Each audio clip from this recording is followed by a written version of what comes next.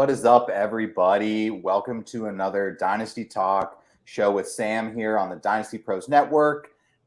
Today, we're going to be doing a late round flyer episode. With me today, I got SC. SC, how you doing, man? Doing good, man. Doing good. Glad to get in some chats with you, help some people out, get these late round startup picks that can strike some gold, hopefully.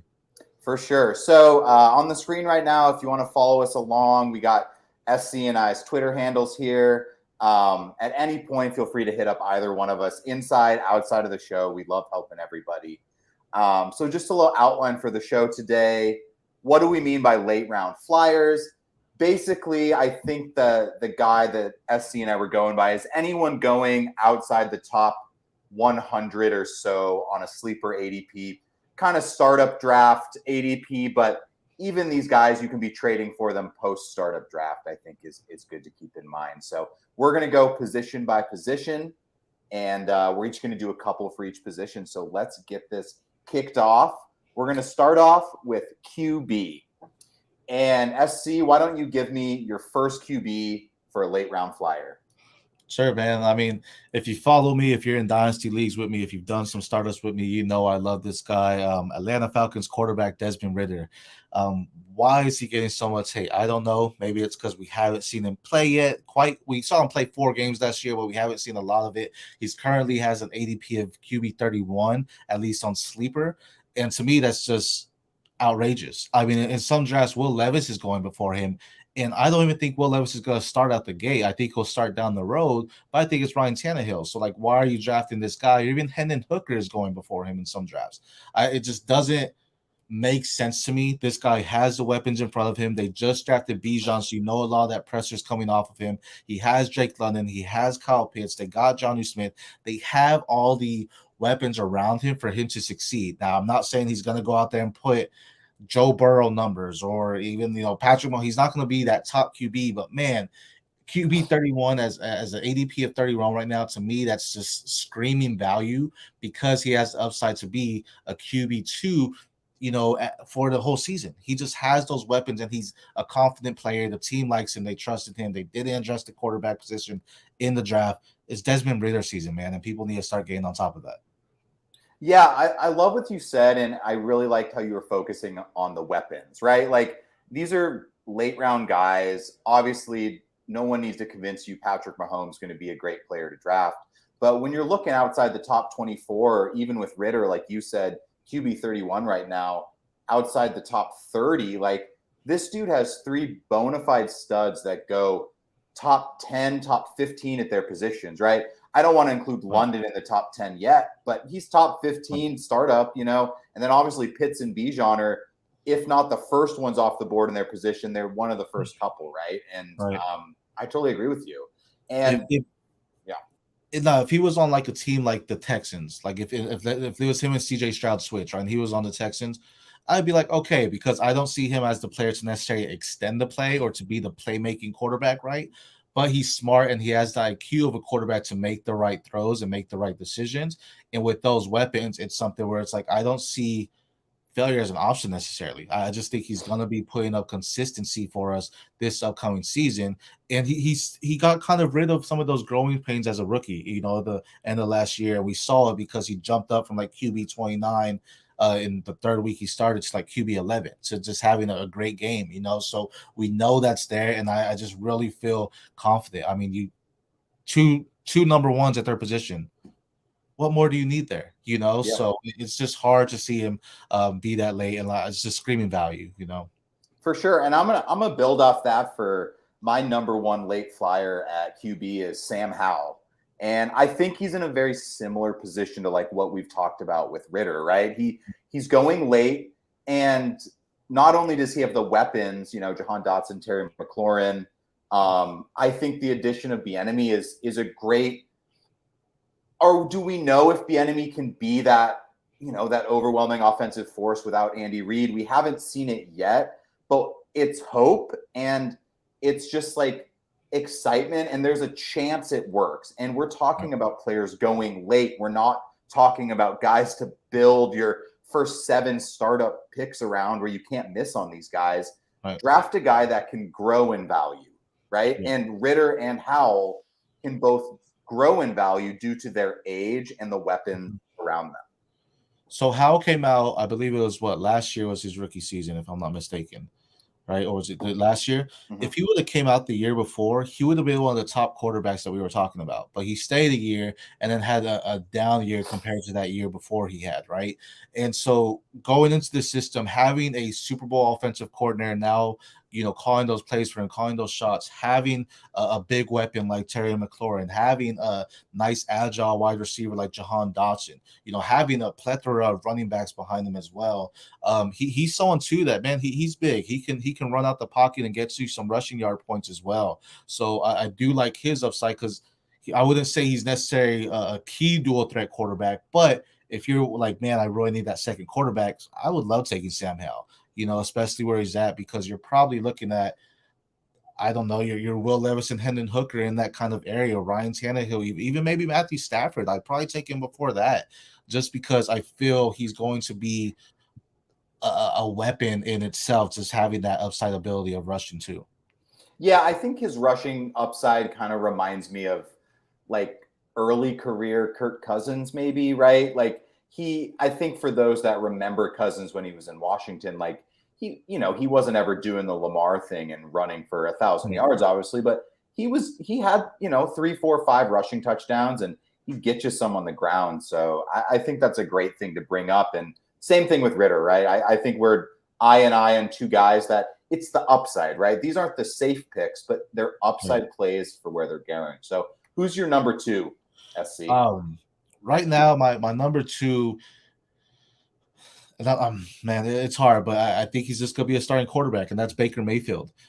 Tampa Bay now, ADP at 35 for the quarterbacks, so that's not even, there's 32 teams in the NFL, so there's 32 starters, and his ADP is 35. Mm-hmm. Why are there 3 people ahead of him that's possibly not starting there, right? And this is just like when Brady came to Tampa a few years ago. This is arguably the best receiving core he has played with, and he gets a running back that can catch the ball at the backfield, and Rachaad White even, so I just really feel if you've seen the training camp videos of what's going on right now, it's not pretty. So I understand this kind of, but he still has that value because he has started, he has seen some success, he has been in the top 20 realm for a quarterback, and what you can get from him, and you're putting him with Mike Evans, Chris Godwin. I mean, that's just, again, just like Ritter and just like with your guy Sam Howell, it just screams value. This is a starting quarterback that you're getting in the later rounds over these top 100 picks. And to be honest, over these 3 guys that we're talking about, it's a reason that a lot of my super flex leagues right now that I'm starting up, if I'm within those top 5 picks, I'm getting the top 5 quarterbacks. But after that, I'm going after position values because I love these value of these guys here that you can get later to have your quarterback and stack up at your wide receiver and running back positions. Yeah, I mean, I think kind of like you mentioned, man, send that training camp video along with a 3rd round pick to the guy in your league for Baker Mayfield and just be like, look how bad he is, dude. He's so bad. And I think, I don't know if I'm as in on Mayfield as you are, but this is a late round flyer show. This is not a trade your first round for this player kind of show. And like you said, QB 35, and he's most likely the starter. That means there's multiple quarterbacks on 2 quarterbacks on a single team are going before him. My guess would be, without having it in front of me, probably Hooker is one of those guys going before him. Maybe some, like Levis, and my guess is Tannehill is probably going after Baker. I can't imagine there, but yeah, I'm with you, man. My number 2 guy I'm going to talk about, and you actually said his name earlier, but I just like the range he's going in it, and that's Matthew Stafford. I think he's a totally different pick than Sam Howell. He's the complete opposite, right? Mm-hmm. But I think just what I think about Matthew Stafford is he's going at QB 29 on Sleeper right now. And that is ridiculously late for a guy that a year ago was probably going closer to like QB 14. Mm-hmm. And I mean, yeah, he had a bad year. He was hurt and he sat out the year. Kupp was out. That team didn't look great. But I just have a hard time thinking if Stafford comes out and, first 4 or 5 games, he looks back to what we think Stafford could look like. His ADP and his value shoots right back up from where he's being drafted, right? Like right now, you could maybe get Stafford for a 2nd and a 3rd, or a 2nd and a player or something. And if he starts out the year, he looks fine. The neck is good. Cooper Kupp's back. He's balling out. The Rams are back to normal. He's QB 13, QB 12. Like, this dude's worth a first-round pick easy. Like, I just don't see how it couldn't happen for the price you have to pay to acquire Stafford, or especially draft Stafford. I think that's the key, right? Acquire him, I understand it. If I'm acquiring a veteran QB, I think there's a couple guy I would acquire before Stafford. But drafting-wise, I think he's a great value. If, like you said, if you want to stack up at RB and wide receiver and then go, honestly, take all four of these guys we just said. Howell, Riddle, Stafford, Mayfield. You could have 2-3 starting QBs. Right. And there's upside in all of these guys that can get you to be a contender if you stacked up at the other positions, right? And Stafford's actually one of my buys and one that I am targeting in the late rounds because you mentioned it. He was a Super Bowl quarterback, and a lot of people will say, oh, okay, this is someone that was hurt last season. Cooper Kupp was hurt last season. Their whole team was hurt last season. And I believe come week 6 or 7, they're like, all right, guys, let's just punt. Let's just everyone get healthy, everyone go away. Don't worry about our backups will play. We need to see what we got. Everyone get healthy. And when we get into this offseason, it's time to work. And I really think this is going to be one of those work seasons for Stafford. He's coming back with Cooper Kupp, who's arguably one of the top wide receivers, if not the top wide receiver in the league when he's fully healthy, right? He's coming back with that. And I just – it's ridiculous, man. I mean, if he's healthy, if Stafford's healthy all seasons, he can throw for 5,000 yards. He has that type of arm, and yeah, he's getting older and everything like that. But if you're leading the quarterback or even as your QB2, like let's say you got a Herbert, or you went with Stroud or Young at the beginning, Stafford's a great guy to go in there and be your bye week filler in single quarterback leagues or to be your starting QB in the super flex as well. I love that pick. Well, and I'm going to throw one out too. Like, let's say you're a competitive team in a dynasty right now. You have Burrow, and I'm going to throw out a QB2 you could have if you're trying to win this year, Kyler Murray. Go get Matthew Stafford and throw him in there until Kyler Murray gets back, man, because you do not want to be depending on, no QB2 while Kyler's gone. You're telling me you want to play Colt McCoy or, I don't want to hate on Clayton Tune, our boy JT's guy, but like he's a rookie. That dude's not going to walk in and be a bona fide stud. Right. And I think Stafford could. So we're going to move on to running back. So SC, who's your number one running back late round flyer right now? My number one, man, and I'm actually going to shout out one of my buddies for RPO, Joshua Thompson, for Jerome Ford. Jerome Ford right now is, going at ADP 74 for the running backs. This guy right now in Cleveland is sitting behind Nick Chubb. They didn't bring back Kareem Hunt yet. Could still change. They didn't bring back Dearness Johnson. He's now in Jacksonville. They didn't address the running back room in the draft. They didn't necessarily address it elsewhere in free agency. Jerome Ford was one of the top running backs last year. This guy has the speed to get down. He's a good complement to Nick Chubb. And if you're needing, so I'm not saying he's going to start or he's going to get you points out the gate, but there is a realm where he ends up being a solid flex option just because they might utilize him to rest Nick Chubb. So why not have that opportunity of Nick Chubb's a pure runner, probably the purest runner we have in the NFL, right? So he's going to pound the rock. You're going to have someone go in there and alleviate that tension from Nick Chubb after running so much on the third down plays. And Jerome Ford might be that running back to get you just the little numbers you may need. And again, towards the end of the season, maybe to put Nick Chubb to further rest, he'll give you a little bit more. So I just love that value. You're getting him. He might go undrafted in some of your startups, honestly. That's just that value where it's like, okay, as soon as those drafts end, who's on the waiver? Did I miss anybody? And he's possibly someone you did miss, or you can probably get him for a 4th round pick maybe because he's just not that sexy name. It's Nick Chubb, and it's like no one's going to dethrone Nick Chubb. All right, but I'll still get his backup. Why not?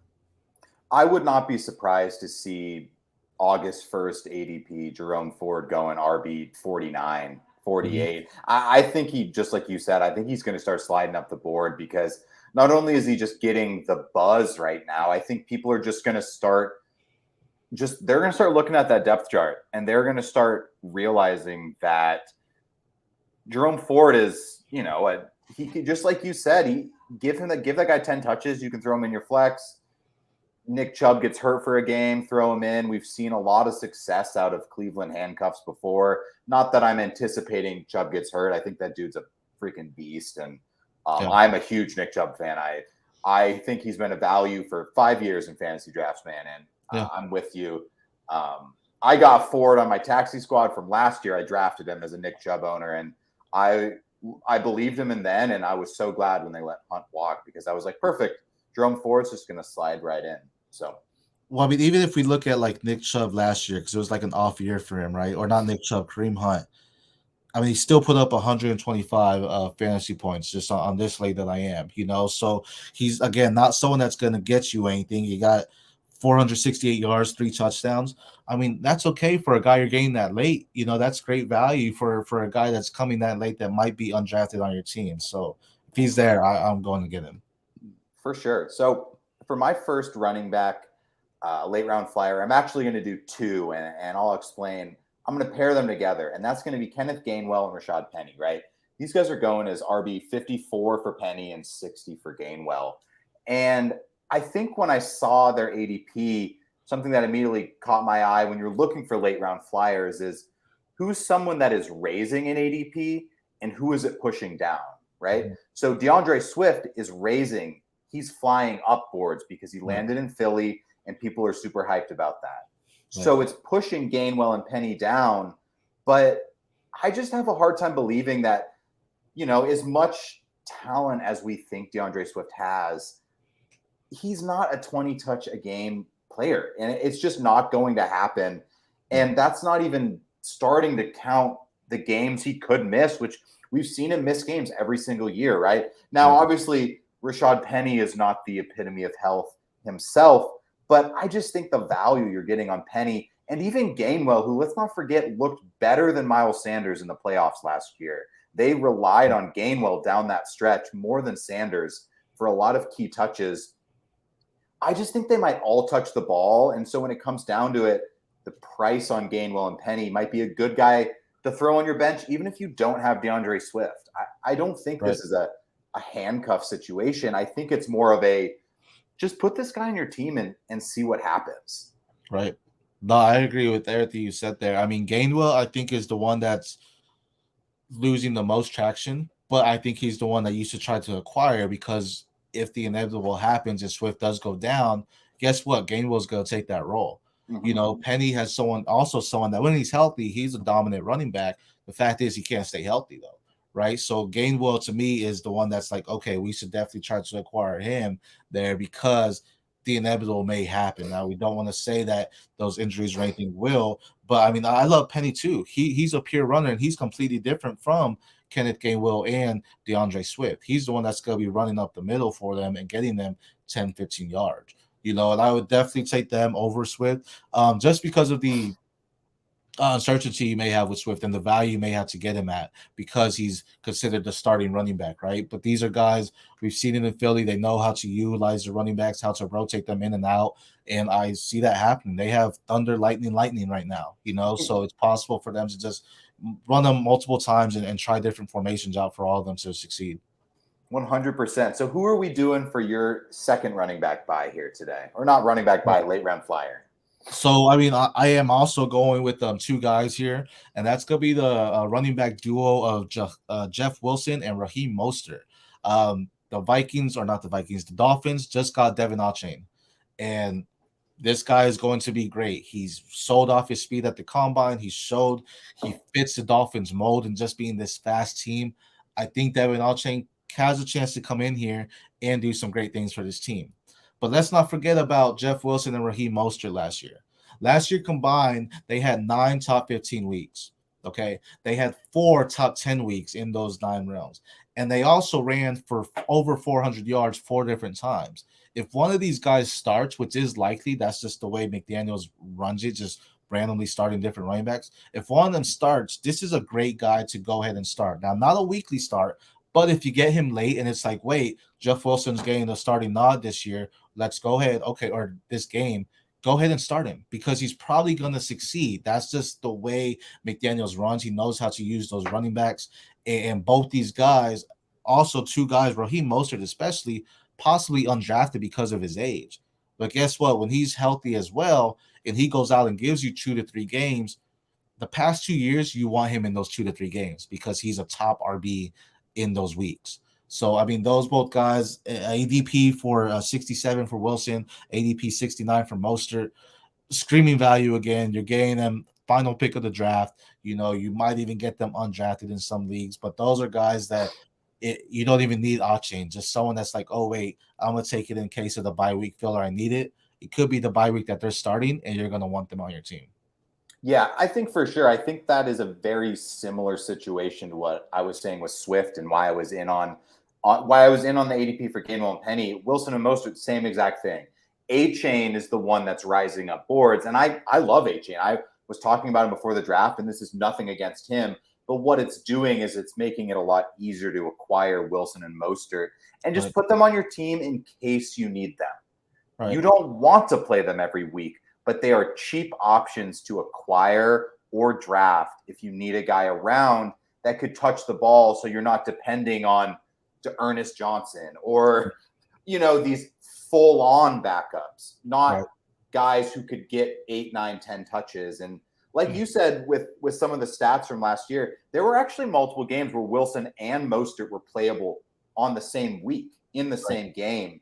And yeah, it might be hard to choose the correct one, but it only takes one of those guys going. Let's say Wilson's hurt, so Mostert becomes a good play, just like you were saying. Let's say A-Chain goes down for a couple of weeks, and you can start Mostert that week. I think that's kind of the pattern I would expect from the Dolphins, and just from the way it looked like McDaniel was doing it last season. So I'm with you.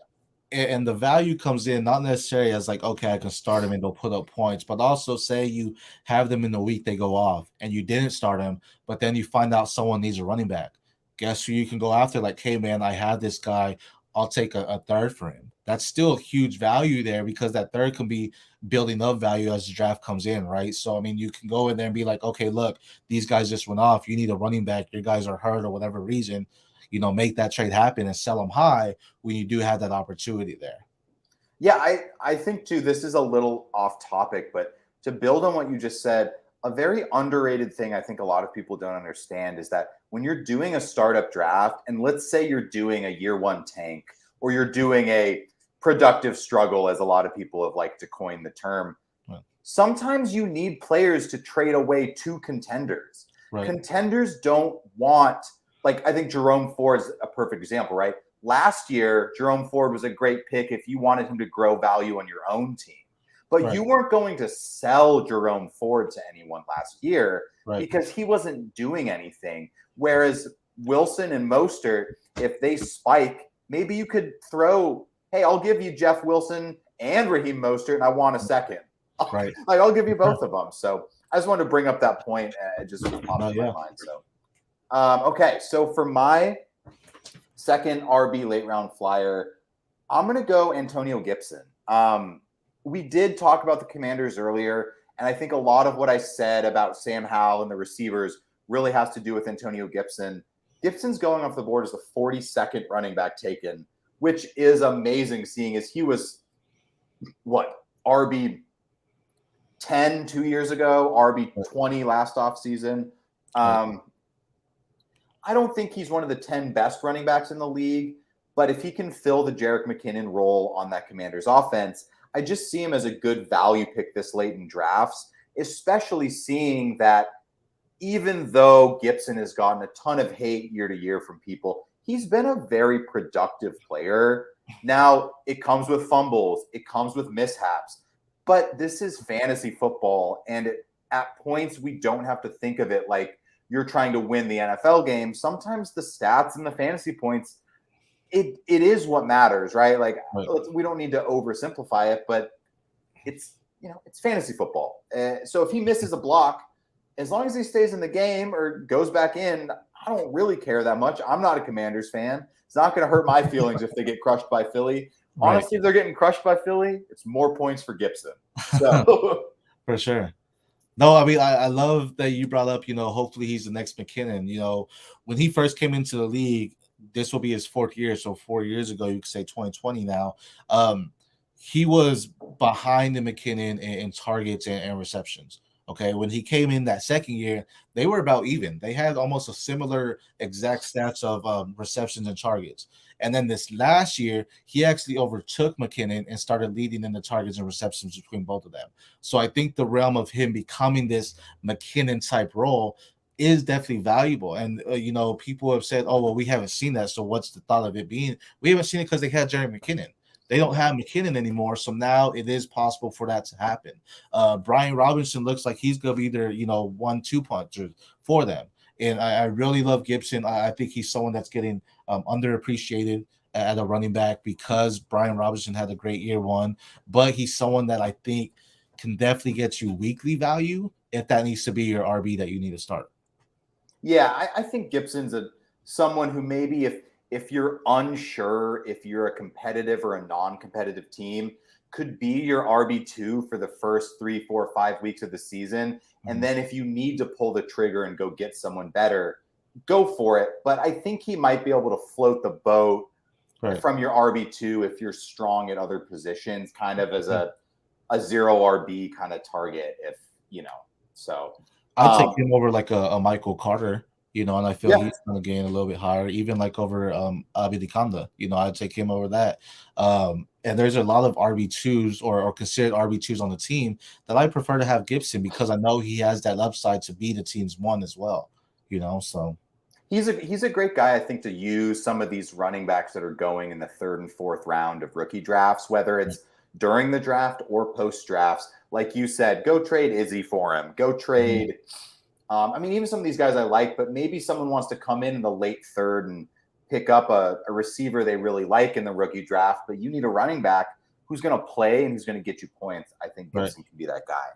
For sure. So let's move on to wide receiver. And SC, who is your first wide receiver late round flyer? My first one's Alec Pierce of the Indianapolis Colts. Now, Anthony Richardson's the hot buzz, and then follow that is Josh Downs, the rookie wide receiver they just brought in. They still have Michael Pittman, who's, I believe, one of the top 15 at his position right now, going in there. But I really love Alec Pierce, and I really think the addition of Josh Downs is going to open him up a little bit more. He was a field stretcher when he was at Cincinnati with Ritter, right? And he has that ability. He has a great catch radius, the ability to make the right play. He knows how to track the ball well. And if if Anthony Richardson has the arm in which he has showed us, at the combine and things like that, just that cannon, Alec Pierce is someone that can be on the opposite side of that. And to me, I'd rather get Alec Pierce late instead of Pittman, because chances are where you're going Pittman, it's around the same time as your DKs, maybe your Higgins area, things like that as well. And I'd rather get one of those guys and then go ahead and get Alec Pierce later, ADP 63 right now at his position. So I've been a big fan of Alec Pierce. I really like the athlete he is, the type of player that he is, and I feel he's someone that can shoot up this year, especially with someone like a cannon that Anthony Richardson may have.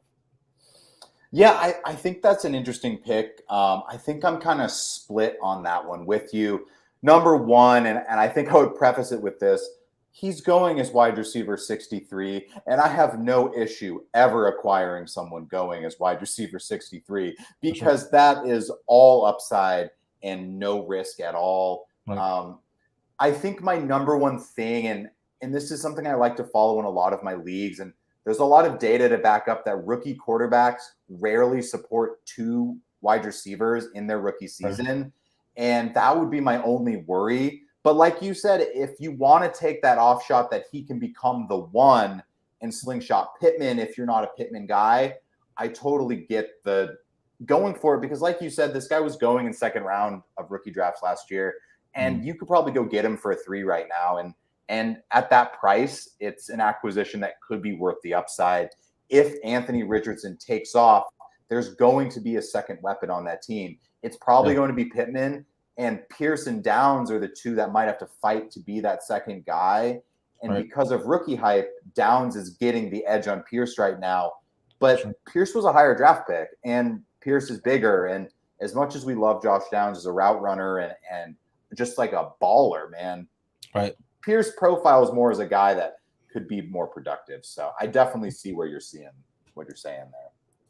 For sure. So my number one wide receiver late round flyer, this is a guy that I got to say, the more and more I watched him last year, I just fell more and more in love with this dude as a player. And that's my boy, Rashid Shaheed on the New Orleans Saints. I just was amazed from his first touch. What was his first touch? It was a freaking touchdown, man. Yeah. And then just every single week, the dude would touch the ball like 4 times and he just kept scoring. And then you started to like actually watch him run some routes and you were just like, you know what? If this guy can just put together a couple more route running moves and a couple more routes in his tree, like they were respecting his speed so much. And just watching him run, you were like, most guys cannot move like this. And so I just think there is a chance, and there's so much wide open space in the New Orleans wide receiver core behind Chris Olave that, you know, we all think Michael Thomas, who knows, man, that dude is basically dead to me. And I don't ever want to think about him again. And there's some other okay weapons there. I talked on a previous show, I'm a real big Juwan Johnson guy, but there's just this total opposite role across from Olave that why couldn't it be Rashid Shaheed? And that's kind of how I'm viewing this. Like, if that dude hits, I mean, yeah, he's a deep threat. He's not going to be as consistent. He's not that player. But, you know, wide receiver 75, like, I just feel like if he hits and he can put a couple things together, he's an absolute athletic freak. And I just love the upside going that late. Yeah, no, I mean, I love that pick. You know, they did bring in A.T. Perry, and if you follow me on Twitter, I was screaming A.T. Perry is the guy you want to get in this year's draft last year, right?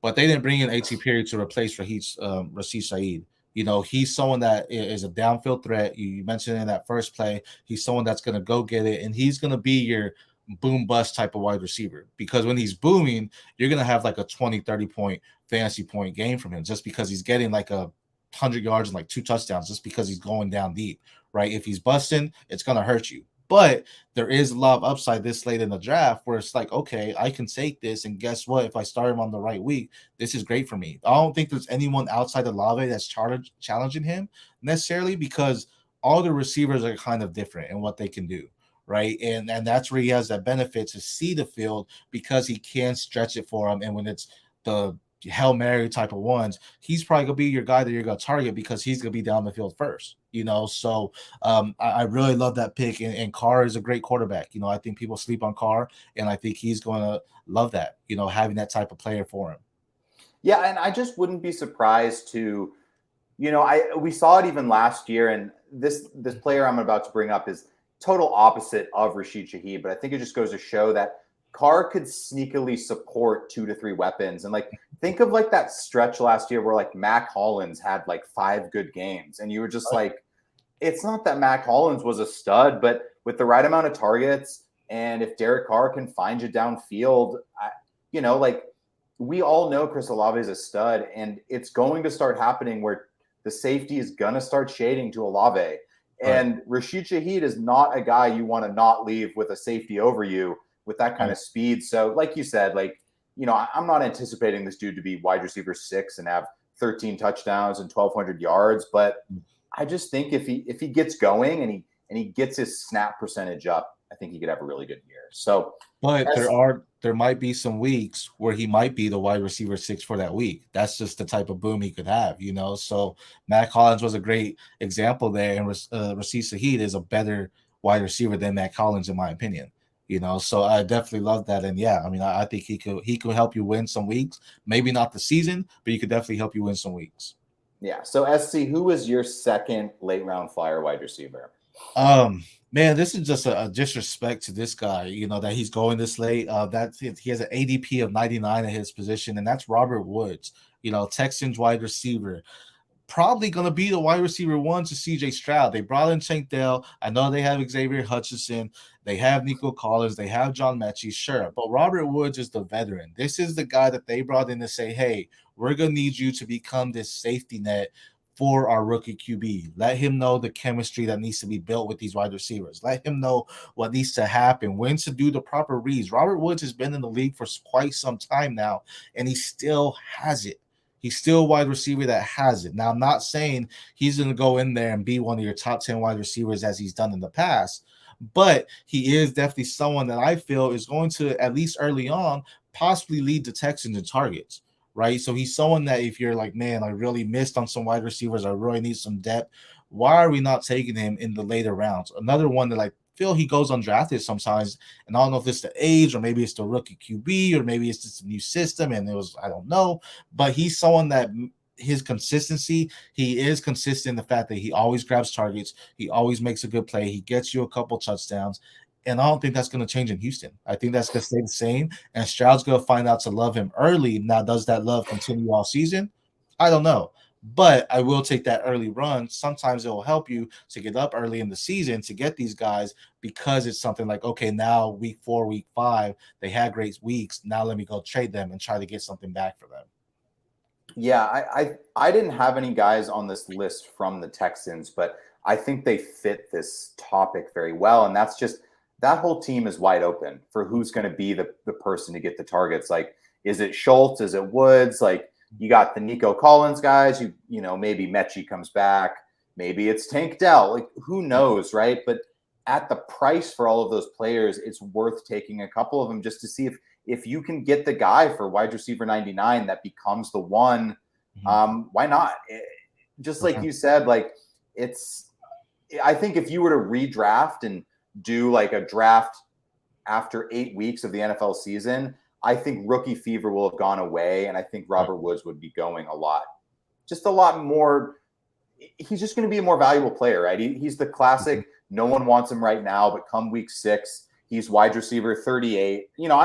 And you're like, okay, I'll take wide receiver 38. Like, for sure, he's a good guy to have around. Like, I was screaming all last offseason to like all my friends and just everyone, like, go get Zay Jones, Jones.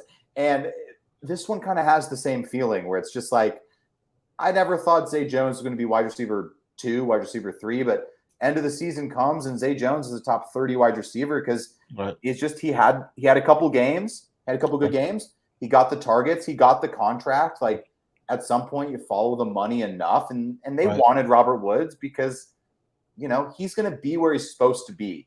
Now, we're hoping Mechie will be, and we're hoping Tank Dell will be, and we're hoping Nico Collins will be, but Robert Woods will be there. That dude is a vet, and he knows what he's doing.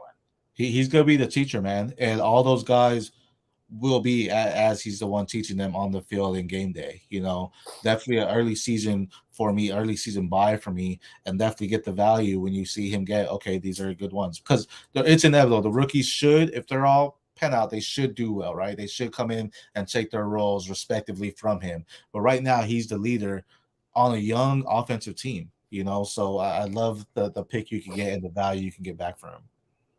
Okay, so for my second wide receiver late round flyer, I'm going to do something similar to what I did earlier, and I'm just going to take an entire position group. We haven't really been talking about rookies, so I won't include the rookie on this one, but I'm taking all of the Giants wide receivers, and I'm going to just list through their ADPs real quick, and you're going to totally see what I'm saying. Wan'Dale Robinson, 59. Hodgins, 80. Paris Campbell, 94. Slayton, 98. Just like, did people completely forget that, like, Hodgins and Slayton both were, like, fairly usable players down the stretch last year, right? Like, Hodgins was playing super well, and Slayton had his games too. I've always been a big Slayton guy, so I think he's got some sneaky value just his speed brings. But for sure, I just think these guys just scream, just take 2 of them. I don't really even care which 2 you take. You know, I think Wan'Dale Robinson deserves to be going first just because he's younger. But I just think Hodgins, Paris Campbell, and Slayton, like, just get one of those guys on your team. And if he's the one that plays, awesome. We don't really know who it's going to be. We're all crossing our fingers Jalen Hyatt's going to be a hit. And I love his speed for that offense. I just think someone's going to pop and someone's going to have week-to-week flex-worthy play. Yeah. Not to be a little vague about it. I just think at the price of all these guys, pick your favorite one and go get them. Yeah, no, I mean, I love that pick. I'm a huge Daniel Jones truther, and Hodgins to me is the one that's screaming value because he sold the upside to be Jones' favorite target, down the stretch. He was one of the more consistent wide receiver ones for Jones. And so it's going to be something where if he's still building that chemistry with Jones during this offseason, he's going to be the guy. I mean, the guy's a giant. He's like 6'3", 6'4", I think, so he's definitely going to be someone that still might see the offense where you might have Wandale take a backseat to your Jalen Hyatt or become the slot, where he's not necessarily on the outside or every snap, where Hodgins has that capability of being that. And this is a wide receiver going that wide receiver 80. I mean, that's phenomenal value there. He showed he could go down the field. He showed he could run the routes. He showed he could be the trusted target to Daniel Jones. I mean, so to me, especially if you got Daniel Jones early, I would probably pair him with Hodgins out of those guys. But I mean, all of them are great values because you don't know. We don't know what's going to happen this year, and all of them showed some value, to Daniel Jones outside of Campbell. But it's something that we can definitely see more of because he already has that connection with them. Yeah, 100%. So we're going to move on to tight end. This is the last position group for our late round flyer episode.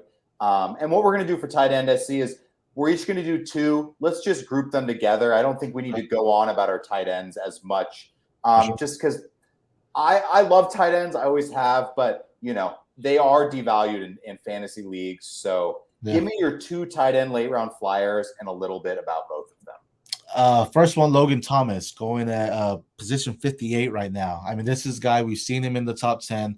Now he's getting Benini, which is, former coach of Kelsey, just knows what to do. If he's healthy, he could be one of Sam Howell's trusted targets too, and definitely just someone that I think we've seen what he can do. And tight end, if you're not in the top 3, top 5, it's a rotating thing anyways. You're streaming your tight ends more than likely. And if Logan Thomas is healthy, he's definitely someone I want to stream because he has the upside to put in top 10 numbers, so you're 6 through 10.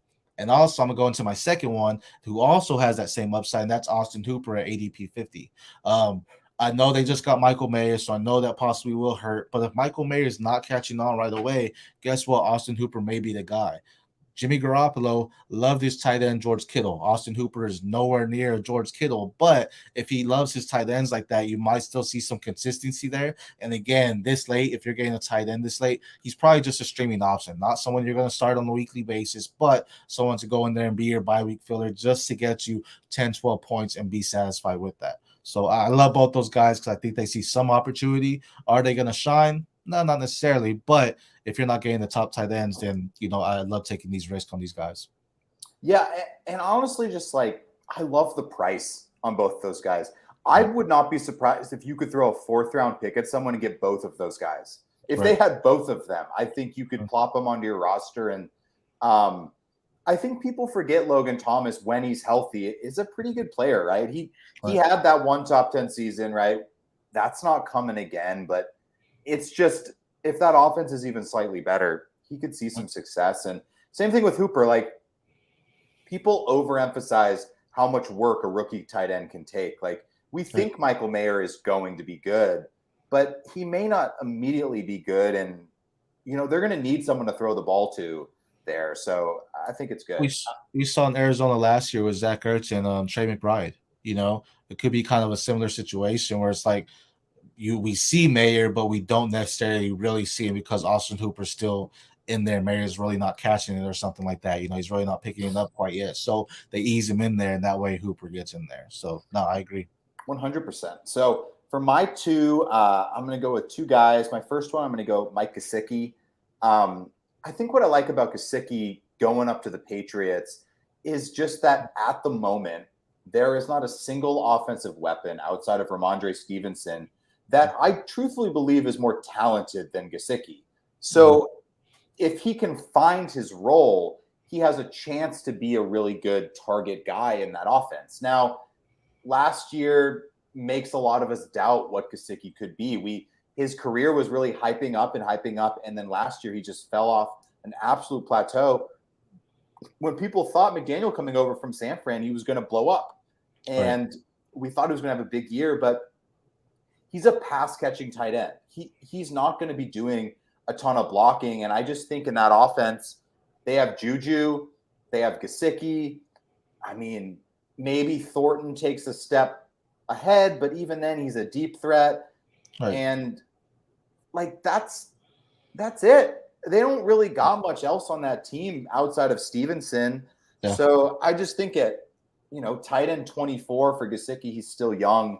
I think he could turn it around. And for my second guy, this is one that I actually really do believe in it, and that's Jake Ferguson on Dallas. As soon as they let Dalton Schultz go, I think there was potential to hype up whoever the next guy in Dallas was, but people were really tentative to do so because we all assumed they were going to draft someone, and they did draft someone. It was a Shoemaker from Michigan, and I just don't know how much he worries me, if I'm being honest. I think he's a good blocker. I think he's a solid player, but I'll tell you this, when you watch Ferguson play, he just looks like Dalton Schultz, man. Like that's just what he looks like. And not that Dalton Schultz is the best guy in the world, but if he could just be 80% of Dalton Schultz, he's going to be a top 10 tight end. Right away. He's going to get 90 targets and 6 touchdowns. So I don't know. What do you think about those two guys? I mean, I love Gesicki, and I feel the Patriots brought in Gesicki because what they wanted Jonnu Smith and Hunter Henry to be, they're going to try to do that with Gesicki and Hunter Henry. They're just going to try to utilize these 2 tight ends, use Ramondre Stevenson backfield, and you may only see 1 wide receiver on the field. You may see 2 running backs, 2 tight ends, 1 wide receiver, and that might be Juju just to stretch the field. So I really do think they're bringing in Gesicki just so he can be the pass-catching tight end more so for the team, and I believe he's a little bit bigger than Hunter Henry. I could be wrong, but definitely someone where I feel you could see a top 15 season from him because he can get some targets from Mac Jones, and he might be that touchdown dependent one, but hey, he could easily put up 8-9 touchdowns this season, and that will scream so much for him and the value that you're getting him at. Ferguson, I love that pick actually, and I'm not a Dallas Cowboys truther at all. I'm from Houston, so Cowboys aren't in my realm, but I love the Ferguson pick because really where it's going, we're trying to figure out, okay, who's going to be Dalton Schultz this year for the Cowboys, right? So you have Henderson, Ferguson, and now Shoemaker.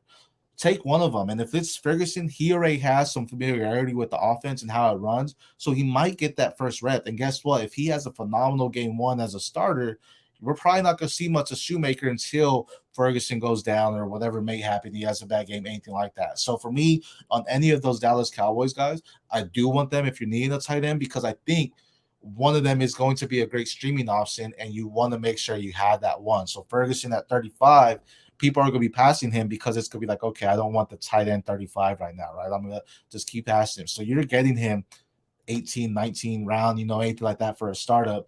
Why not? Because there is some upside for him to be a healthy target to Dak, and he showed he can, make some plays with it as well. For sure. Well, thanks for joining me, SC. I had a lot of fun talking about some late round flyers today. Sure. You want to give us one last note, tell people where they can find you, and Yeah, man. SC Romero with the Dynasty Pros. Do some shows with Sam. Have our Devi show every other Monday with our man JT and Tom. You can find me at the PPR show on Twitter. Follow me, and hopefully I get that Scott Fishbowl invite, and we can see some fun in there as well. But yeah, I mean, until next time, I'm here to answer any questions y'all may have. Of course, man. I love having SC on. He knows. Here's what I'll say about all the Dynasty Pros guys, man. They always know the name of every single player anyone ever brings up. And that is a talent in itself because there are thousands of freaking players. So I appreciate it. And thank you guys for joining. If you want to check me out, check out Where's Waldorf here on Twitter. Hit me up with some questions. And thanks for joining.